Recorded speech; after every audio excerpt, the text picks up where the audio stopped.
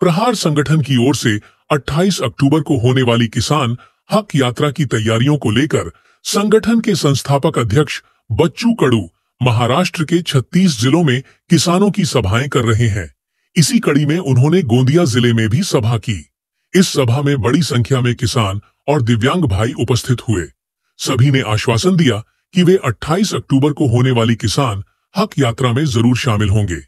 सभा में किसानों को गलत तरीके से मिलने वाली न्यूनतम समर्थन मूल्य, कर्ज माफी और बुआई से कटाई तक का पूरा खर्च मनरेगा योजना के माध्यम से किसानों को मिले, इस मुद्दे पर चर्चा हुई।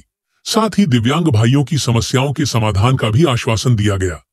बच्चू कडू ने किसानों और दिव्यांग साथियों से अपील की कि वे अपने खर्च पर इस सभा में शामिल होकर आंदोलन को मजबूती दें। हे शेतकरी शेतमजुरांची हक्क यात्रा आहे। मी एकूण 6 सभा घेणार आहोत आणि प्रत्येक जिल्ह्यामध्ये प्रत्येक जिल्हा परिषद सर्कलमध्ये मी जाणार आहोत। आम्ही आता सगळे संघटना, राजू शेट्टी असेल, अजित नवले असेल, राकेश टिकेत असेल, आता 17, 18, 19ला मुंबईला देशातले सगळे शेतकरी नेते तिथे येणार आहे। एक मोठं आंदोलन आम्ही शेतकऱ्याचं करतो आहे। एक तर हमीभावाचं आहे, जे हमीभाव दिला जातो ते फार चुकीच्या पद्धतीने दिलं जातं आणि खरेदी करतं ते अर्धी खरेदी केल्या जात नाही। पैसे जे भेटतं ते एक वर्ष पैसे भेटत नाही आणि अतिशय वाईट अवस्था आहे। आणि मग याच्या सगळ्या विरोधात कर्जमाफीच्या मुक्तीच्या संदर्भात असेल, हमीभावाच्या संदर्भात असेल आणि हे दोनही आम्ही पाहतो। हमीभाव देत नसेल तर पेरणी ते कापणीपर्यंत सगळे कामं MRGSमध्ये द्या। म्हणजे आम्ही जे धानाची टोपणी करतो तर ते कापेपर्यंत याला जे मजुरी लागतं हे सगळे पैसे MRGSमधून कव्हर केले पाहिजे।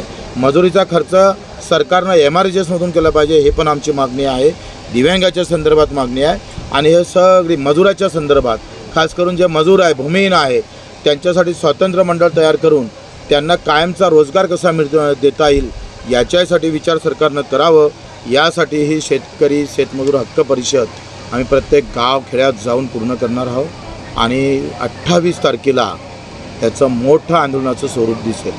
अब 28 अक्टूबर को होने वाली किसान हक परिषद में किसानों को न्याय मिलता है या नहीं, और यह परिषद कितनी प्रभावशाली साबित होती है, यह देखना दिलचस्प होगा।